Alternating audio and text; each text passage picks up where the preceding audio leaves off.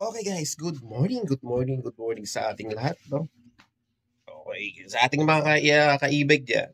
Power sa inyo lahat, power. Okay, power kay God. Okay, thank you God. Okay.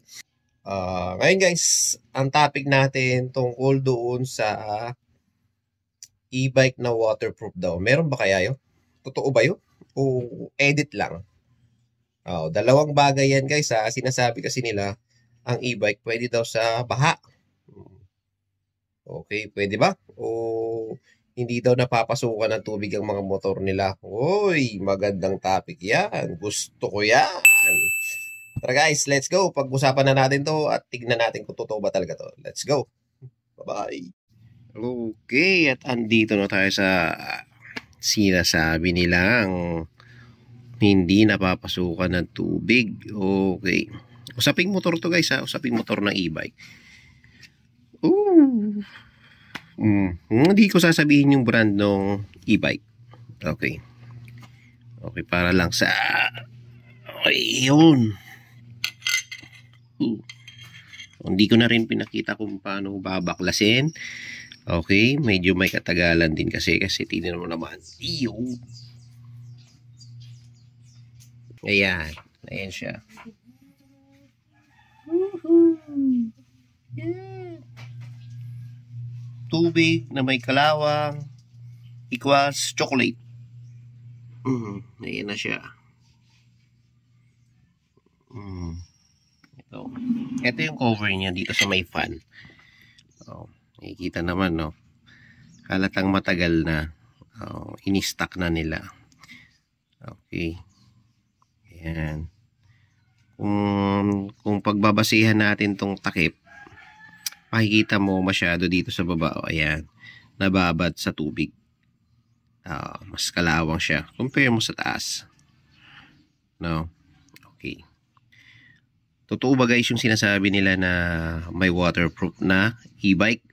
Kung ano yung opinion ko ha. Opinion ko yon. Hindi opinion nyo. Opinion ko. Based on my experience kasi lahat yan.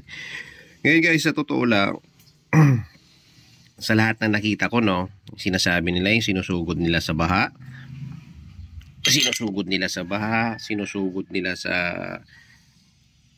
pangalan nito, yung tinitesting pa nila para i-promote yung kanilang mga e-bike.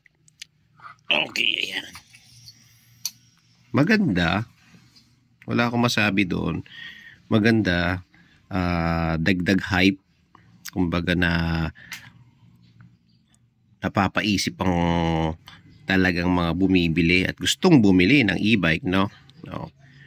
Pero sana kino-consider din natin yung kung totoo ba yun o hindi. Kasi kahit na masido, ang motor nga, ang kotse, ang motorsiklo, hindi pag inabot ka ng talagang limit mo, titirik at titirik. What for more kung yung e-bike mo wala namang gasolina, puro wire, isusugod mo sa baha. Think of that. Okay. Yun yung gusto ko munang i-consider nyo muna bago kayo maniwala doon sa sinasabi nung pwede sa baha, pwede sa malalim. Okay. Ang daming brand ngayon kasi ng e-bike to. Hindi mo na mabilang sa kamay mo. So sobrang dami, no? Pero guys, katulad lagi kong sinasabi, ang e-bike pwede sa tag-ulan. Pwede sa maulan, pwede sa tag-ulan. Pero hindi pwede sa baha. Okay? Tulad nito, yan nangyari. Aandar naman yan. Tag-ulan, aandar yan. Isulong mo sa baha. Aandar yan. Ang hintayin mo, after nung baha. Oo. After nung baha, 2 to 3 days, mga ganyan. Kung hindi mo pina-check yan, okay. Meron ka nang mararamdaman dyan. At ito yun. Ito, possible to. Matagal na tong nabaha. Ayan. Sin mo. Talagang kinalawak. Ang customer nga pala nito guys, is nagpalit na talaga ng motor pala. Pinatingin lang sa atin to kung ano talaga yung explanation ko para dito sa kanyang, dito sa nangyari sa kanyang motor. Ayan. Kasi yung gumawa dito, pinalitan lahat. Controller, tsaka motor. Ayan. Hindi naman ibig sabihin pag nagpalit ka ng motor, magpapalit ka rin ng controller mo. Hindi yun ha. Okay. Depende pa rin yan sa gagawa. Hindi basta-basta pag nagpalit ka ng motor, papalit ka ng controller. No. Hindi po pwede yun na magsasabay lagi yung dalawa.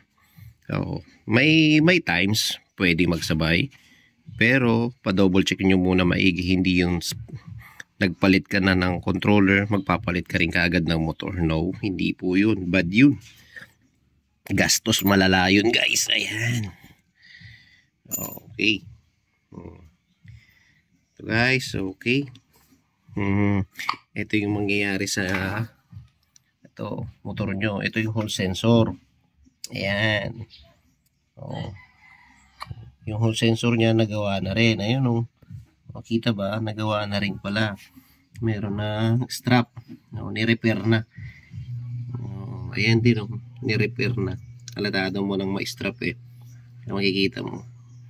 Okay lang sana kung ganyan pa yung tanso niya o. Pero mahalata mong nababad ng matagal to. Napabayaan kasi naging ganyan na o. Kaya di siguro pinalitan na ng mekaniko nila. No? Okay. Yan guys ha. Yan yung comment ko sa mga nagsasabi na merong e-bike na waterproof. Sana sana magiging ano to. Okay. Ayan. Kahit gaano karaming ilagay nila dyan gasket maker, gasket ano. Papasok ang tubig dyan. Okay. Kaya wag mong isapalaran sa tag-ulan ay sa baha. Pwede sa umulan pero hindi pwede sa baha. Yan yung lagi kong sinasabi no guys. Ayan. Kita naman. Ayan. Tatry ko lang naman yan. Tatry ko lang papalitan ito.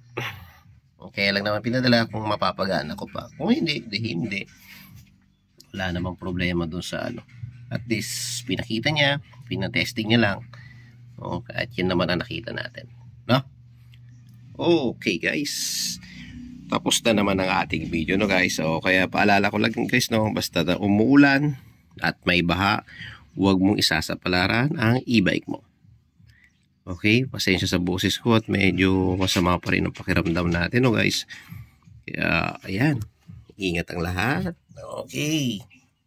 E-bike na waterproof. Ayan ang kinalabasan. Okay. Sana guys nakatulong yung simpleng video ko to. Ride safe. Power. Peace out. Power.